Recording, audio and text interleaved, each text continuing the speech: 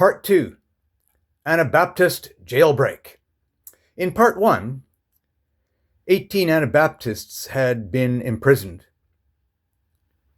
That was 2 weeks ago. Today, 500 years ago, March the 21st, 1526, all of the men escaped. It seems where the women were held was more secure, and no account is given of what happened to the women.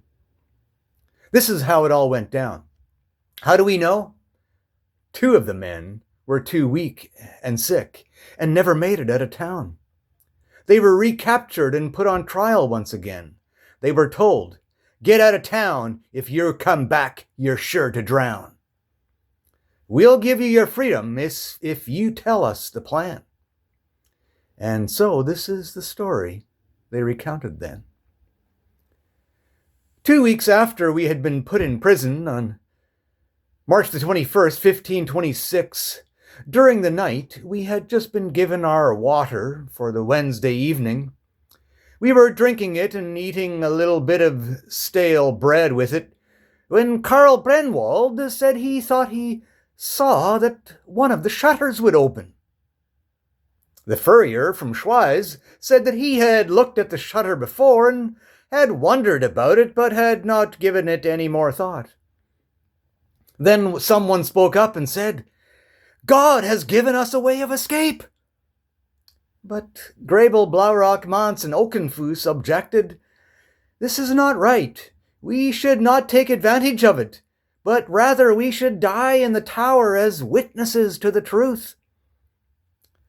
But Heine Hottinger begged us for God's sake to get him out, because he could not survive another day in this terrible place. There was urgent discussion back and forth, and we prayed fervently. We finally all agreed that we did not want to disobey God, and if God would call us differently, we would be willing to die. Mance and the furrier had each brought a flint and steel and some wax candles into the tower to make a light. With the light, others saw some pieces of rope and wire and a pile of rubble and a broken shutter lying on the floor in the corner. With the broken shutter, they heaved at the upper shutter. When they saw that it would give way, Ernst von Glatz, who was most nimble and strong, climbed up the wall in the corner, using the broken shutter and a pile of old books and blocks of wood that we found. And then it was possible for him to climb up through the opening. Then Felix Mance also climbed up, and after him Anthony Rogenacher. They let a rope down and pulled Karl Brenwald up. Others did not want to go. There was hesitation. What if there were guards? But the 4 persuaded us that it was all clear, and they saw a means to escape. The bridge across the moat was up, but the moat was dry. Surely this was a miracle from God, such as when the children of Israel crossed the Jordan.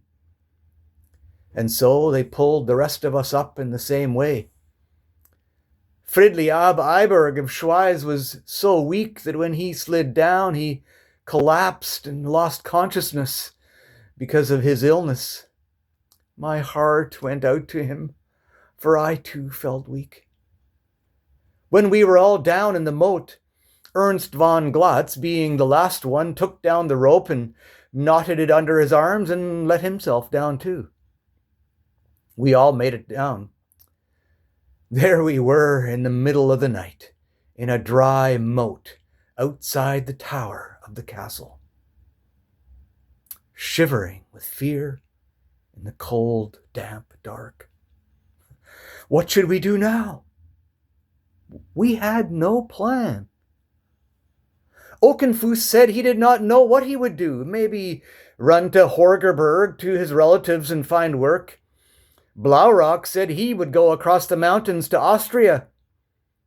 He must keep preaching. Others joked among themselves and said they would go preach to the Red Indians across the sea. One said he would go there, another there. they scattered into the night. By the way, this is the first hint of awareness of going to North America and a realization that it existed. It had been practice of the European explorers to bring back indigenous people from the continent as trophies. And so the Anabaptists must have heard about this. Little did they know that 200 years later, this would come true for their descendants who would land on that continent. Back to the story. Fridley ab Iberg and I were too weak and could not go anywhere. When we were found, we begged for food and were given bread and cheese and something to drink. Then the authorities came. We begged me lords to do their best for us. Fridley could not read or write, and he said if anyone could teach him a better way, he would gladly obey. And so now we stand before you today, begging your mercy.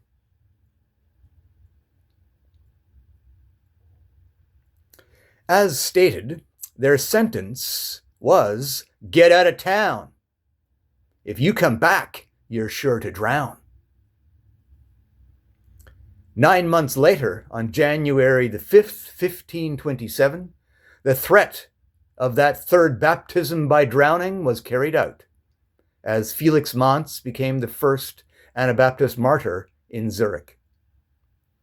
Conrad Grebel fled Zurich and died of the plague at his older sister's house in Mayenfeld, Switzerland, probably in August or September of 1526. Balthasar Hubmaier, the doctor, the PhD in theology, recanted his recantation and continued his ministry of speaking and writing until he and his wife Elsbeth were executed in Vienna in March 1528. George Blaurock was banished from Zurich and continued to spread Anabaptism to the Tyrol region of Austria. He was executed there in September of 1529. Margaret Hottinger was eventually released, continuing her outspoken preaching in neighboring communities.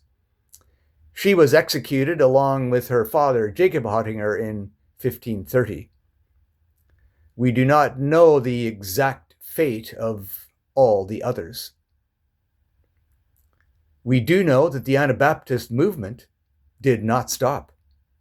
There are now some 2.3 million Anabaptists on 6 continents in more than 70 countries, including Canada. Thank you for listening.